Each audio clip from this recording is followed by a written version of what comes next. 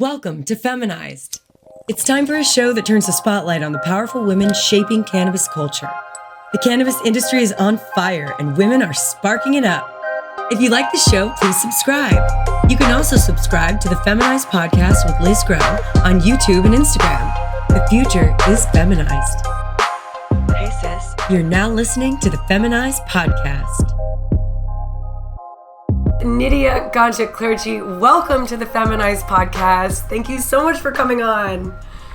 Hey, thank you for having me. I'm just sharing space with you one-on-one like this is like so special. I love sharing space with you and Patrick. Both of you are such a beautifully balanced energy.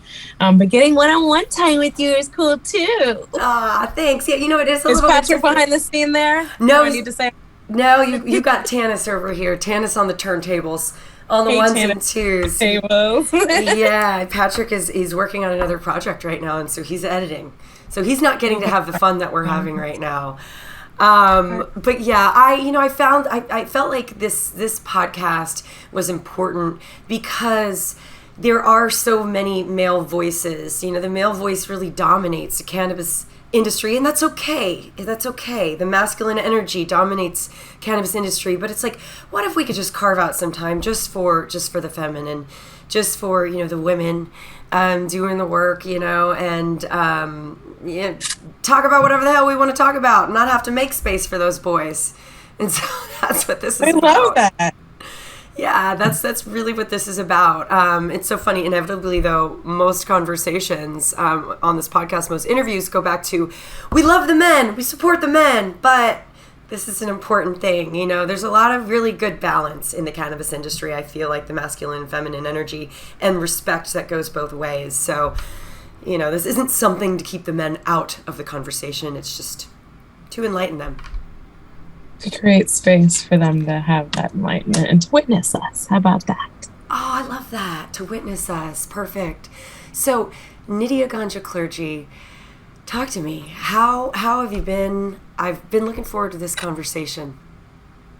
I've been so busy. So, and you have too. I've been watching you and Patrick busting it out. And you with this podcast. I'm just so proud of everything that you all have done. You've really stayed focused, and that takes a lot of discipline and commitment. And I just appreciate that as someone who also has the same level of discipline and commitment in this community and in this industry, because that shit is not easy. So thank you. Bravo to you. Flick of a chair. And yeah, no, it's been a wild ride. So I've been a physical therapist for 17 years. I've been in the cannabis industry hard now for 2.5, going on 3 years, which in dog years is like 10 years, which is what the cannabis industry is like. Pardon me as I drink my moon water. But I'm getting to a point where I'm really focused as an entrepreneur and as a businesswoman. I am both, and the two different things. And I'm getting more focused on really building sturdy foundations and collaborating and aligning with those that really carry forth the message that we're trying to bring to the industry through all 3 of my companies. And yes, I run 3. It's ridiculous. I should have said no. I should have said stop at 1. But education is just like such a huge wave, and can be such a huge mountain, that I understood that education was a way to arm myself and my son as a single mother, as a woman of color, as a woman in this industry, to protect ourselves against the stigma, against the dogma, against the karma, against all the us, and all the things. And then I tapped into the spirituality of the plant. And so bring spirituality and education together. And to me, that's a really strong armor for my home and for my businesses. And that's my niche in the cannabis industry.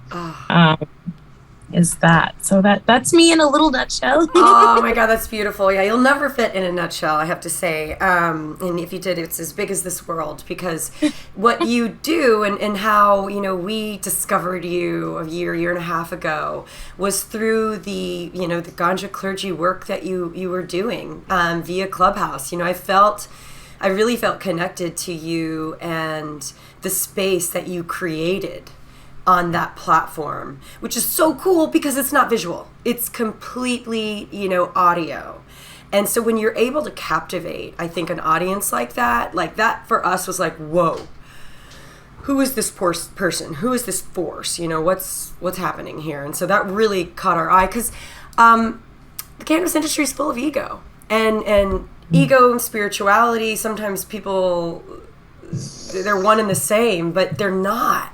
And so while we're having our smoke together, I want to No, you're good. Yeah, girl. Yes, okay. Yes. But I want to contemplate this. This place for ego in cannabis, but the need for more spirituality, and how do are the two mutually exclusive? Can they coexist? What are your thoughts here? I consider ego the one that creates all of our problems, anxieties, and diseases, and all of that. Can they coexist with spirituality? Yeah, because they're just two different poles. Pardon me. Happy 11/11 on the East Coast. I don't know if anybody celebrates that, but I have an alarm that goes off. I love that. Let's visualize right now. Let's visualize 11/11 on the East Coast. What is it that we want? What is, I don't know. What are we supposed to do? Moon energy too. Set the intention. Yes. Here's my cannabis wand. If you want to, we can yes. anoint that. Yeah. Bippity boppity and boo. Abracadabra. Okay, so ego spirituality. Sorry. We got it's okay. No, spirituality is about understanding your humanity and your place within this universe. It's the whole, drop in the ocean and the ocean isn't a drop type of concept. And so understanding that there is, even the most spiritual person is going to have an ego, right? Because they have this human existence. Mm-hmm. But whether or not they can move through that to get to the other side of the ego and move past that to be able to collaborate instead of compete, or to be able to say, you know what, that's their path, that's their stuff, not mine. Right. So yeah, of course they exist, and I think that that's a natural part of our humanity. Right. No, truly. But for some reason it feels like with cannabis and the cannabis space, there is a lot of ego, a lot of identity wrapped up in projects, in plants, in ideas even. We're perpetuating a stereotype. We're perpetuating stigma. We're perpetuating racism, all by saying that this one molecule out of 480 plus others that have been discovered is a bad one. And so, that's where ego is going. You're going to see ego sit when it's only dealing with that one molecule, because it can't see past that one molecule. Oh. It's like you're not seeing past your race, or not seeing past your religion, or not seeing past your, town, not seeing past your whatever your state are, right? Yeah, whatever they are. Mm-hmm. Which it's okay for you to be there, okay? Because we've all been there at one point in our lives with one thing or another. It's how you move past it, around it, through it, and that's the part that it's like, okay, cool. You want to capitalize on THC. You want to put regulations on THC. Well, okay, there's 480 other molecules, that have all of these other ranges of possibilities that we know have all of these capabilities. Are we is this still a thing? Yeah, it is. We're 2022. We still got racial issues. We still got anger issues. We still got people shooting places up. Yeah, it's a collective issue of ego. Truly. And it's something that we can all fix together as well. through some of the practices that we have, through some of, you know, the plants that we commune with. Yes. But it's beautiful to have these spaces to be able to discuss these things. Truly, truly. I mean, where are new ideas born? You know, if not, you know, between friends, right? And just being able to put a camera on that, I think is, you know, it's just such an important thing, whether or not any person listening even gets it. Like, what the fuck are they talking about? Maybe I need to be high. It's like, you're in it. You're listening. You're hearing the voice. You're feeling the vibration. You know, and Nydia, it's like with you kind of really you unlocked that, you know, in Patrick and I when we did connect over ClubHouse. And so I feel like it's a safe space for me to ask questions. I don't know. It's just a really cool relationship I feel like that we have and that we've cultivated that's different than any other relationship I think that we have. But so I'm going to just dig a little bit deeper about ego. It's specifically, well, you mentioned one, I think, side effect of ego is the competition over cooperation and collaboration. When you said that, unfortunately, I thought about just, oh yeah, boom, women, you know, and then I was like, whoa, back up. Is that women? Let me observe that real quick. Yeah, let me observe that, okay, because I could do that. I'm going to say a place to do that, and is that just me? Is that underneath me, or is that what I'm seeing, you know? Because I believe that we reflect. I reflect you, you reflect me. You know, I'm projecting all of my insecurities and all of my hopes and dreams, you know, and as are you, as are we, when we truly connect as humans. So is it women, or is it just me? No, I don't think it's just you. I do think we largely have an issue, but I think it stems from the fact that we've been separated from communing in unity, from community. We've separated as women and put in these individual households to run these households when we used to run them communally. We used to run houses together, and it wasn't just women running. Like, yes, we are in the time of the patriarchy. There was the time of the matriarchy. But there also was the time of partnership, and we can reach that and achieve that again. Yes. If we decide to balance those energies, one, within ourselves, because largely there was a theory that I heard once upon a time somewhere. 1017. Sorry, 1017, my birthday. What you just said, I thought, God damn, that was the most beautiful thing for a Libra to hear. So, sorry. No, all good. You know me. Okay, so once upon a time, tell us about. I heard this theory that said when people who feel the necessity to compete have an imbalance of their divine feminine, and that imbalance of the divine feminine is also what comes up, and the divine masculine is the jealousy, right? And so it's like these imbalances that we have where we just go over to one side and over another instead of working through it. Yeah. God, that's mind-blowing. Just to see it like that, because it fucking makes a lot of sense, and it feels like, yeah, wow.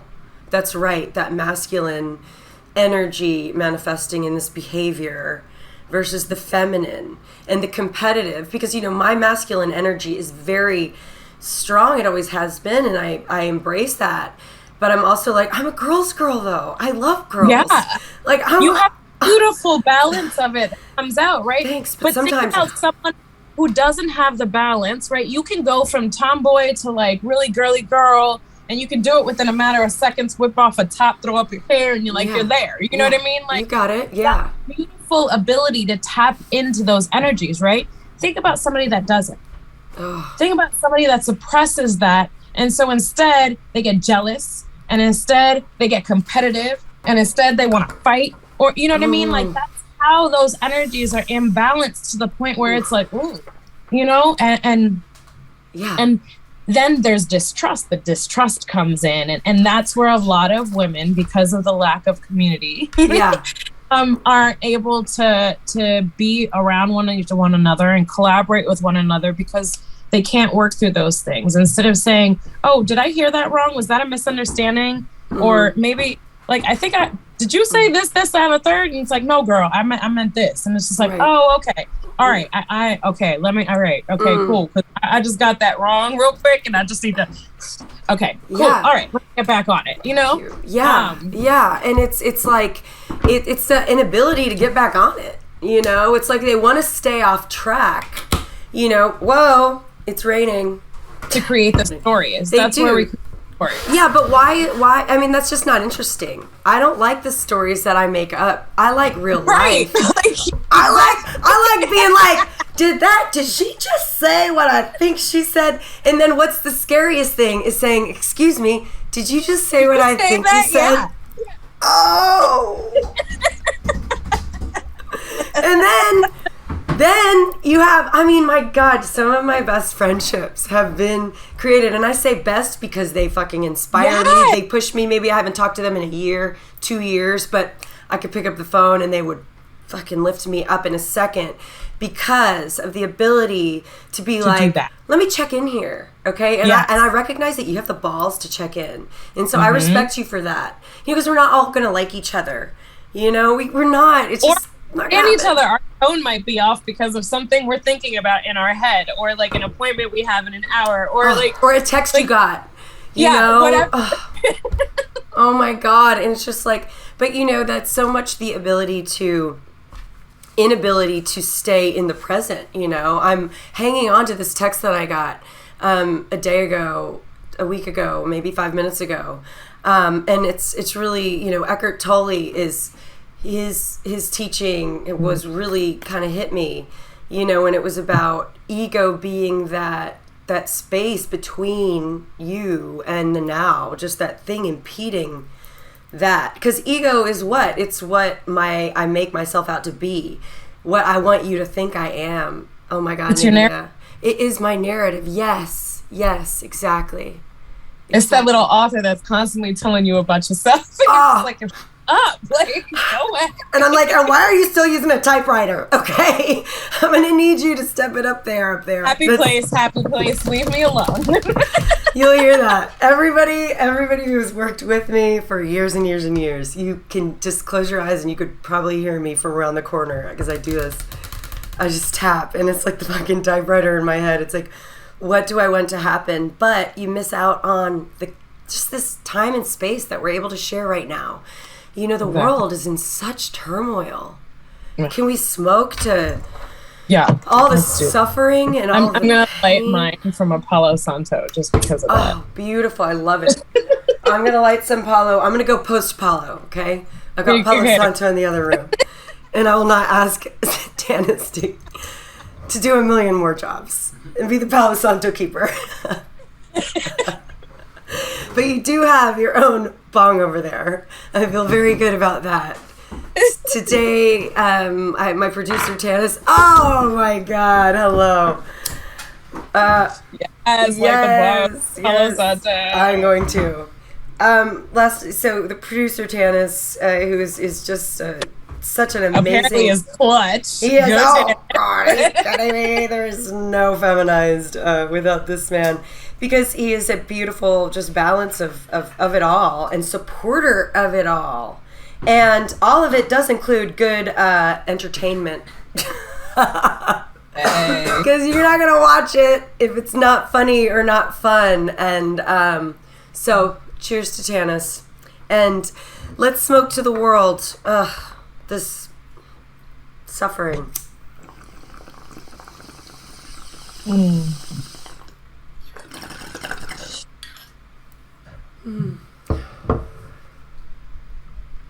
I love a good sacrament. Oh, you framed that. That's your stamp in our hearts and in our lives. Declare, document, believe, and practice. Those are the four. There's nothing more divine. Period. And it grows in your backyard, y'all. It grows in your backyard. We're giving away seeds every week for the rest of the year. So no. I want you to enter. Please enter, because I want to spread the Texas seed. Throw them in the thoroughfares. Yes. Like, throw them in your friend's backyard. Throw them in your backyard. My mom's growing them. Hell yeah. My mom's growing them. She's so excited. A lot of people will think they're tomatoes at first. It's fine. Yeah. There's a lot of land in Texas, and, you're going to be fine, especially if it's an autoflower. It just helps. Yeah, it just helps the environment. So yeah, throw it in somebody's backwoods. Like, it'll be fine. It'll grow. I think I'm going to put it in the courthouse lawn. Yes. I think that's what I'm going to do. And I'm going to do that. I'm going to do that. It makes sense. You should definitely have like a potting class out there one day.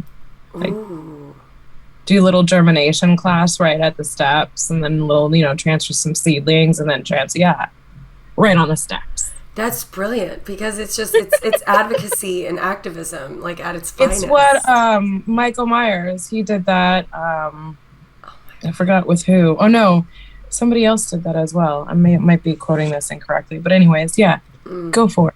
Oh, Paul Van Hartman. He did it as a protest. I love that. He's the one that did it. I had to access it from my brain. Sorry, people. No, don't ever apologize from going back into the archives and giving us what we need. Talk to me about your moon water, because I want to do that now. And I've heard about it, but... Yeah, so you just take a jar. I like to have alkaline water only that I drink. So I alkalize my water first, and then I throw it in a jar. Okay. And make sure it's covered, and then throw whatever your little favorite crystals are that you're called to. If you draw some tarot cards, you can put a tarot card underneath. Your oracle card, put some crystals on top, your feathers, whatever. Leave it out under the new moon or full moon. And then I do a few things with it. I'll drink from it now. Later, I might mop my floors with it. Or I might put some at my altar, or I might put it in my bath a little bit. Like, you could do all kinds of anything you can do with water, you could do with your moon water. Okay. But it has a little bit more intention to it, if that makes sense. That makes it special. It makes it so special. When is the next full or new moon? New moon, I believe, is today or tomorrow.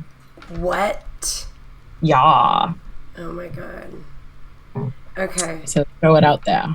All right. I'm gonna check into this, and then I would love to get back with you. Like, let's go live.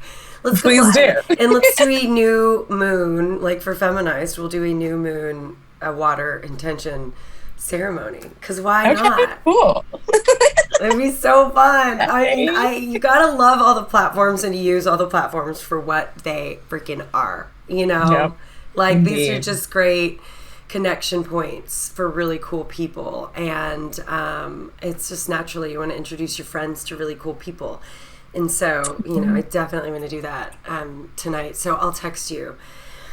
But so how are things going in Michigan? With the social equity program that's largely been a failure and a big fart? Yeah, I'm hearing on different fronts that there are people working on different programs. We'll see what comes about from the different folks that are working from different corners. I wish we would create more of a collaborative front. But like you said, ego always gets in the way one way or another. And so it'd be great if all of the educators just came together and met, once a month and fit something out, and it is what it is. But everybody wants to dominate who comes out with what, which is cool. I see it as we have two universities that they've broken land on here that they said that they're building. I don't know if they're having any kind of issues with regulation or licensing. I can imagine with permits and all of that, it's a long road to building a building, and especially of that caliber, and doing all the things with or without private funding. But I just know that regardless, I'm going to position myself in a place where I'm an educator. Like, that's just what I do. And so regardless, I whether there's a brick and mortar out there to be a part of or not, that's what I'm creating as part of my website and online on-demand library. So I'm excited for that. And social equity, again, it's around one molecule. There's the industrial portion of this plant that offers so much more than the one molecule of the one feminized portion of this plant. And so if we started to open our eyes to those possibilities, this would be a non-issue. Just, you know, so that's a soundbite. I didn't want to fuck up the edit. Oh, Jesus. It's just so right. And it's just so, it feels great to hear because we have been working really, really hard on our docuseries, Big Texas Hemp. And, you know, we've been working hard for a long time. And it just, that's the whole point. We're in hemp right now. Yes, that's the sexy part. I took my hemp seed oil. Yes. At any given moment, you I'm can drinking find it 4 or 5 different ways. Yes. Talk to me. How many? Right? Yes. How? So right now, I've got a joint. I've got my cannabis wand. Okay.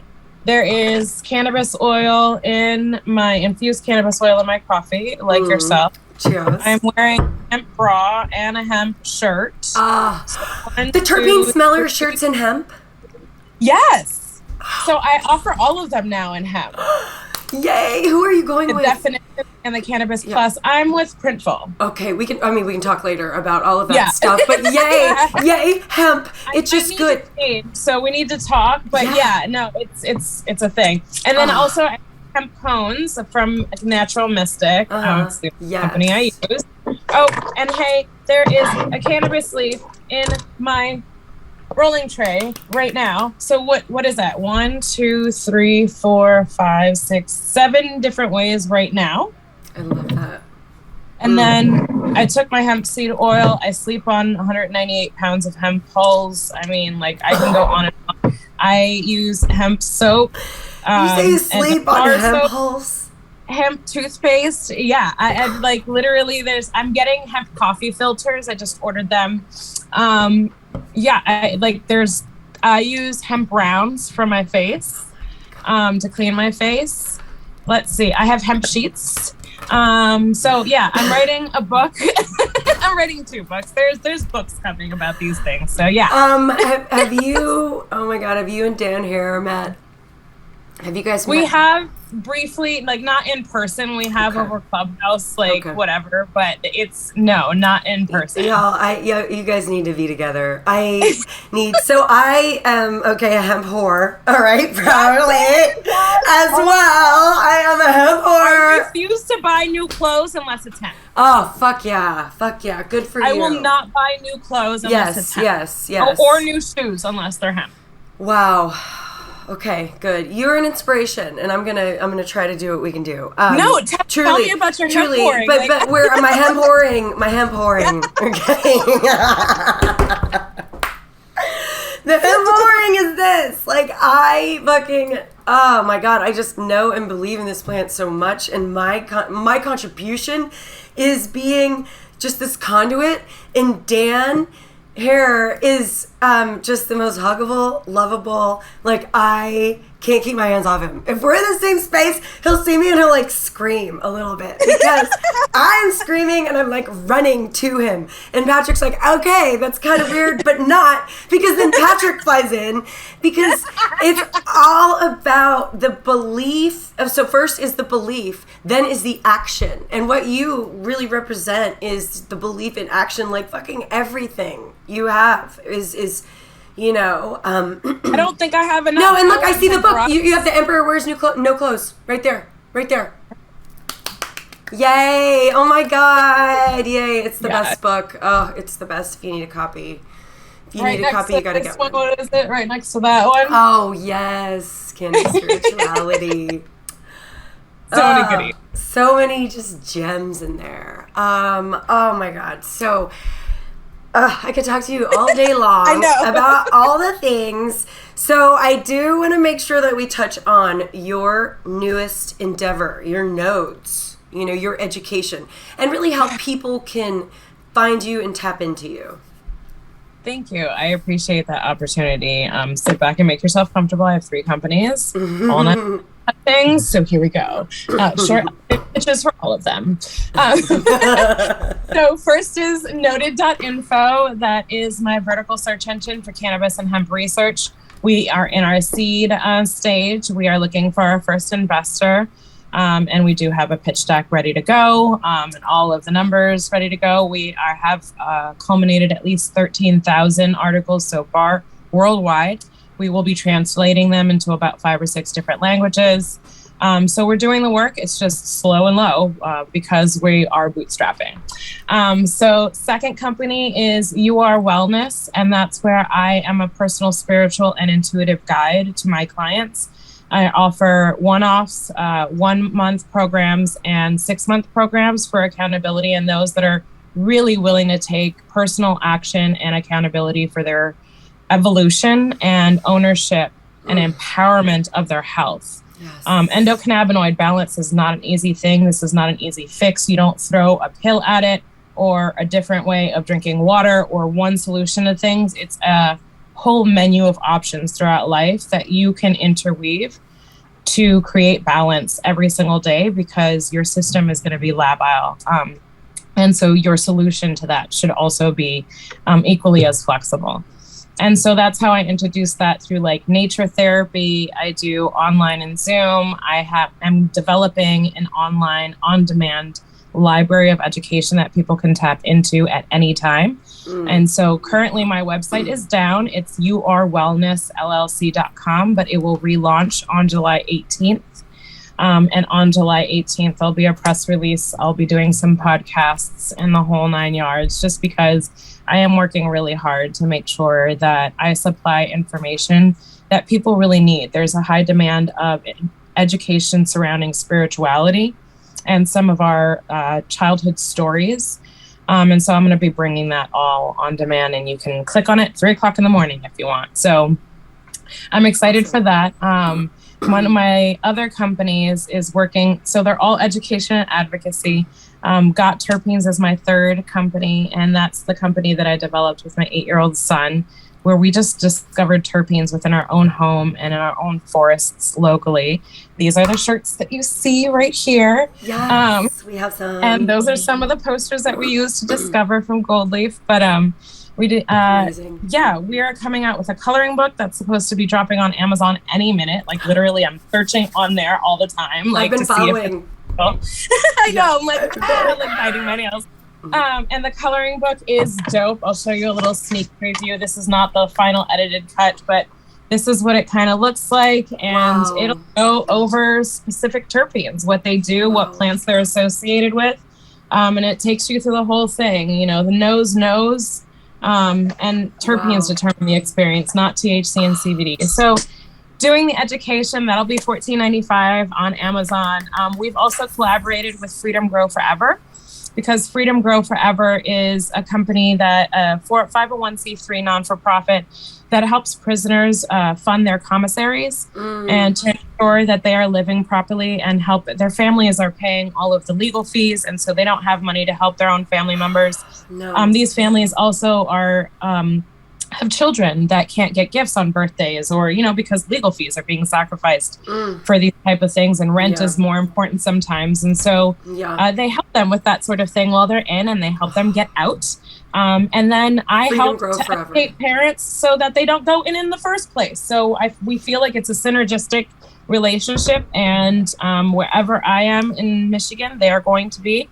And we'll be there with letters to release federal prisoners to the president. Federal cannabis prisoners, nonviolent offenders. And we're doing that. And we're also on a campaign to help parents have dialogues with their children about this plant, not just the THC portion, but be educated about it completely. Yes. And that also is a Hemp Us Out campaign. Like we want to show people how easy it is to transform your home and transform your life in a more friendly and sustainable way. Through the way that we live and the textiles we surround ourselves with. Excuse me, sorry. Yeah. Sorry. Those are the 3 companies. Dude, I'm taking notes, okay? And Freedom Grow Forever. I did that in like 7 minutes. That was dope. I'm gonna high five myself. Yes. Bitch, you doing a good job. Bitch, you doing a good job. For real. That was great. And it was really succinct. I mean, obviously, this is what you do. You know, you are building these companies in tandem because they help each other. One doesn't exist without the other. And I really respect that. I love the Freedom Grow Forever nonprofit angle. I know I've heard you talk about it before, and I think I've seen posts, but I want to get a little bit deeper, God, excuse me, into what it is that they do and how we can help. Yeah, you can go to freedomgrow.org. Okay, It's not my company. They're a company that I'm working with. They come out of California. They actually have one of their faces of their company is Randy Lanier, and he has a documentary on Netflix. Well, not a documentary, a episode of a series. Yeah. I can't remember what the exact name is. I'm gonna have to look it up. But as I look it up, I'll try to talk as well. I think I have it saved in my favorites. So okay, no, it's good. Well, I'll put all the links in the notes. All the links will be in the show notes. So you can go on Freedom Grow Forever, and you can become a pen pal to prisoner and just let them know what you're doing out here, whether you're smoking freely and you're able to smoke freely and you feel like you're throwing one up for them. Let them know that. Like, that feels good for them to know that they're not in there just for the eighth that they were caught with, that the people are also still thinking of them on the outside. Yeah. You can also donate through freedomgrow.org. You can donate directly to the prisoners. You can donate to Freedom Grow. They're associated with the Last Prisoner Project and a whole bunch of other organizations that sponsor them. So this is legit. They are very grassroots. There's about 4 or 5 of them out in California that are doing the thing. They drive a bus around to let people know. And I've got a whole folder over here that has like pictures of just prisoner after prisoner, 60 years, life for cannabis, 11 years, 9 years, 50 some years. It's just the amount of people that are doing life. Like Randy was sentenced to life, and he was served 27 of them, I believe, in isolation. And so it's just what's happening is not right. And the fact that I'm able to go outside and buy my cannabis, whether it's from a caregiver or a dispensary, and that people are profiting and that their egos are getting so big and their pockets and egos are inflating at the same rate, while these people sit behind bars is just an insult. So we need to do what's right and release them. And so that's what we're working towards. And I would like to educate them so they don't end up in there, because a lot of kids are ending up taking edibles to school inadvertently. And so we have to educate our children in order to prevent that cycle from continuing on. Oh my God. Such an important message. Such a fucking important message. Thank you. You're for welcome. Sharing that, bringing that to light. My sister. Well, before we wrap up, I have to ask you the Feminized 3. Let's hear it. The same 3 questions I ask all of my beloved. Thank you, all of my beloved guests. I just want to know the same 3 questions. Okay. So, question number 1. Tell me, who is in your dream smoke circle? 3 people, dead or alive. Jack Herrera, Bob Marley. Jackson smoke circle. Lord Shiva. No. Goddess Isha. Oh, you're so good. The goddess of cannabis. Yeah. They're all dead. I'll smoke with them, actually. They're I commune all with us. Time. Yes. Oh, God. I love you. Especially with that wand. Okay, that is a really dope smoke circle. Oh, my God. Okay. Question number 2, my love. What other woman in the cannabis industry is inspiring you right now? Fuck, I've got a laundry list of that. Anytime someone asks me, I have so many that I leave out people You, Beyonce Snyder from High Society Mamas, Joyce Gerber from the Canna Mom Show, Patty Rowe from the Pink Sesh, Tiffany from Cannabella Lux, Eliza Maloney from Lady Luckbox. I can go on forever. Khadijah from Girl Get That Money. I've got Sahir 313 out here. She's Sahir Al Salam. She's an Ease winner. I've got she's amazing. Jackson out here from the Copper House. I mean, I look everywhere I look, there are women that are inspiring me 100%. Even clients that I have, that I'm working with to help them develop, they inspire me. I just don't say their names because I don't reveal people's names, but I let them reveal. But there's just literally an endless list. There's Georgia Marinkovich, who is helping her husband fight cancer, a glioblastoma with cannabis. Like, and it's succeeding. You know what I mean? Like, there's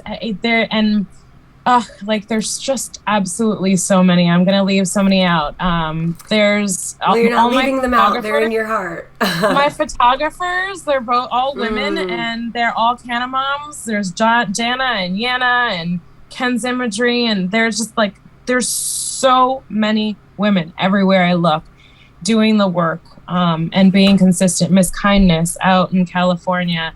All of the women involved with This Is Jane project, anybody that's involved with the Toke Activity, Women Empowered in Cannabis. I mean, anybody that's trying to create community wherever they are, is doing the work and is consistently showing up. That's who inspires me.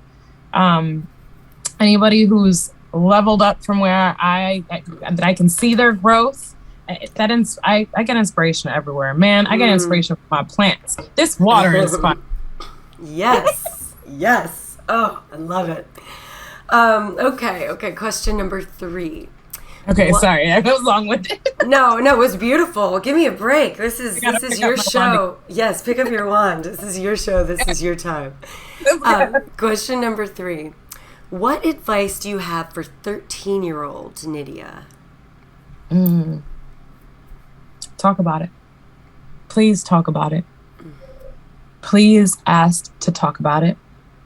And if you can't talk about it, go somewhere where you can talk about it, where you feel good talking about it, whatever it is. I'm not just talking about cannabis. Talk about it. There are people out there that have experienced or gone through whatever it is that you're going through, and keeping it inside is just going to manifest into dis-ease or ailments when you get older. So please talk about it and work through those emotions, whatever they are. And whoever you are, know that you're beautiful. And please tell your reflection that, regardless of whether you hear it from someone else or not. Talk to yourself lovingly, because you deserve it. Okay, well, that was perfect. I cried a little bit. I know. I'm glad I'm not the only one. No. Hemp shirts are really absorbent. They are. Yes. Their hemp shirts are perfect and beautiful, but your designs on hemp shirts, I mean, that's the dream, and now it's a reality. So someone's going to do some shopping, okay? And that someone may be me. I cannot wait to get your coloring book. I just can't wait to hug you and to do all the things, because you inspire me daily. We think about you daily, and the way that you have really affected our relationship with cannabis is just a blessing. And, we're here for you. So the same. Let this send me be continued. What was it? Justice Jane Bland. Yes, Justice. Yes, I will, because you saw what happened. Find out her favorite flower, and I'll send it to her. Well, yeah, you saw the Texas Supreme Court decision that flower hemp wasn't really a thing, so we don't need it. It was just bullshit. It's more of the runaround. It's more of the stupid shit. So now more than ever, she needs a little bit of love in her life. So thank you for everything that you do for so many people. And movements, and let's do this again, okay? Come back. Please. Yes, I definitely will. Thank you for having me. I appreciate you. Absolutely. Mwah. If you'd like more, subscribe to the Feminized podcast on YouTube. Follow at Feminized with Liz Grow on Instagram. Special thanks to our sponsors Moose Labs and Richard's Rainwater. The Feminized podcast is a Grow House media production, created by Liz Grow, produced by Patrick Pope and Dan Sram, with original theme music and audio mixing by Q at Q to King Productions in New Braunfels, Texas.